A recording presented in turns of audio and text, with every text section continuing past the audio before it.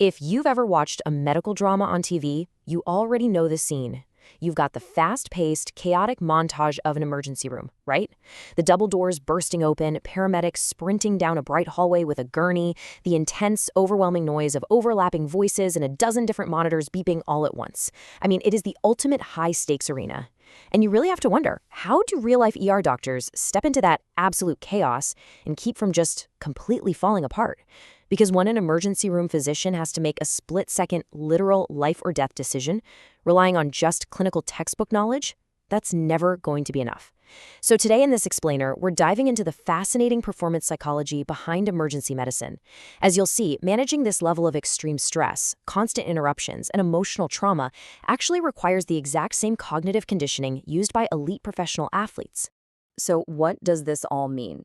Well, to really get this, we first need to understand exactly what these professionals are actually up against.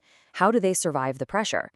Usually, when we think about ER doctors, we just focus on their massive medical knowledge or their technical skills. But the reality on the ground is that the demands of the emergency department are vastly more complicated than just memorizing human anatomy. These physicians are forced to make life and death calls with highly limited information and under intense time pressure. And they aren't just dealing with straightforward medical emergencies either. They're constantly managing patients with severe mental health crises, individuals who might be aggressively seeking narcotics, or just incredibly hostile, entitled people. And they have to navigate the whole shebang while operating in an environment that is quite literally filled with extreme human suffering. If a physician relies purely on what they learned in medical school to get through a grueling 12-hour shift, they are inevitably going to crash and burn.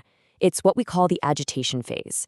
You see, working constantly with traumatized people triggers a really severe neurobiological response.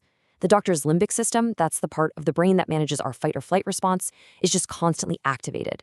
And if that extreme physiological and psychological stress goes untreated, these doctors face a massive risk of compassion fatigue, severe cynicism, and just total, complete burnout. To make matters worse, the historical culture of medical training often expects doctors to just be fiercely independent, never ask for help, and relentlessly push through the pain. They're essentially expected to be superhuman.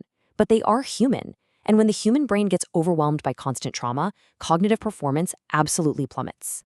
And if you think it's hard to stay focused when your phone buzzes at your desk, let me put this into perspective for you. Studies show that the average attending ER physician is interrupted every 9 minutes. Let that sink in. For medical residents, it's every 14 minutes. Imagine trying to solve a complex, life-threatening puzzle, and someone is tapping you on the shoulder literally every 9 minutes to ask you a question.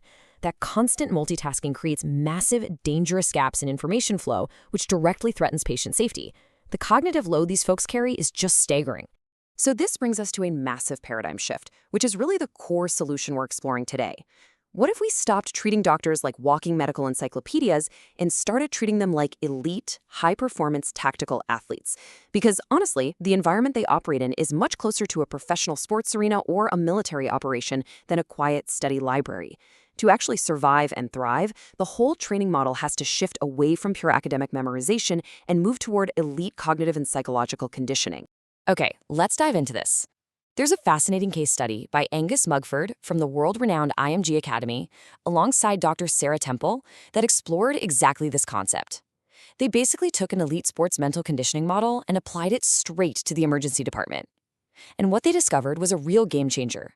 For physicians to survive the chaos and achieve true excellence, they have to master 3 core psychological pillars: culture, skills, and plans. Let's break down how each of these helps build an impenetrable performance mindset. We'll start with Pillar 1, culture, which focuses on attitude, motivation, and teamwork.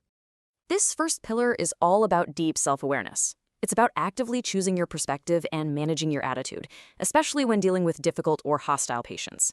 Because if you don't actively regulate your perspective, it is so incredibly easy to slip into deep cynicism, which not only compromises patient care, but totally destroys your own mental well-being. But culture here is also about how you operate with others in a highly volatile setting.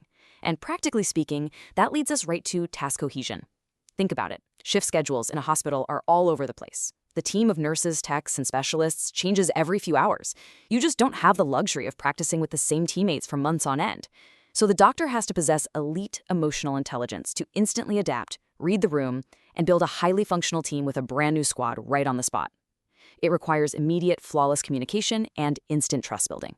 Moving right along to Pillar 2, skills, where we look at managing energy and thoughts.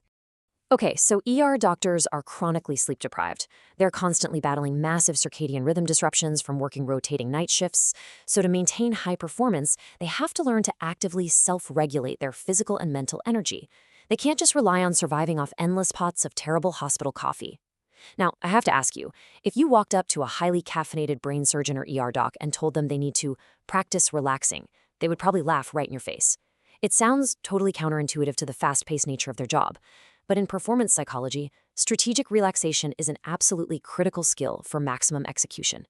You literally have to be able to command your nervous system to downregulate in those brief, fleeting moments between the chaos, just so you have the cognitive fuel required when the next major trauma rolls through the doors. On top of that, they have to manage their thoughts to maintain absolute composure and confidence. And they build this confidence not just by passively reading medical journals, but by utilizing mental rehearsal and high-fidelity medical simulations. It's exactly like a fighter pilot practicing emergency landings in a flight simulator over and over again. These doctors practice vivid mental imagery for absolute worst-case scenarios. By rehearsing the chaos in their minds first, the response to severe trauma on the floor becomes practically automatic. They're essentially preloading their brains for success. Which brings us to Pillar 3, plans, and specifically, the magic of routine.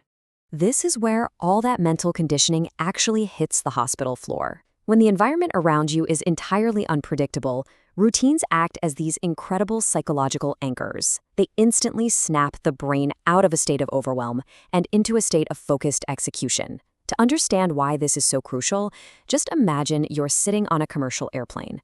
The pilot gets on the intercom and says, "Well, folks, I sure hope we figure out how to get to our destination today."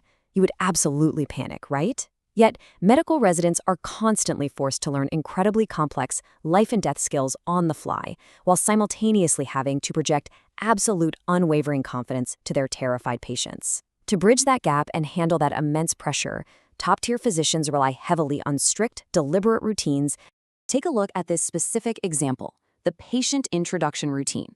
If you watch closely, you might notice an elite doctor consistently executing these exact 4 steps every single time they enter a patient's room.